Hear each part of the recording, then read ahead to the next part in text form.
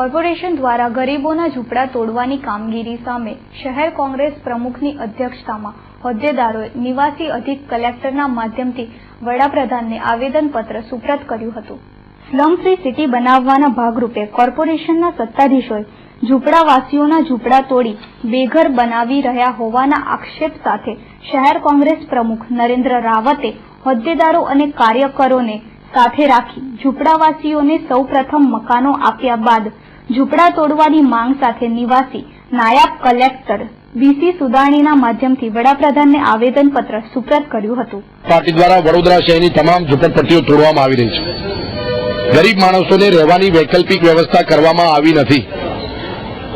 એમને અલગ સ્થળે ખસેડ્યા પછી તોડફોડ કરવી જોઈએ અને અમુક લોકોને હજી સુધી મકાન પણ ફાળવાયા નથી। આ પ્રકારે જે તોડફોડ થઈ જેમનો સખ્ત વિરોધ છે।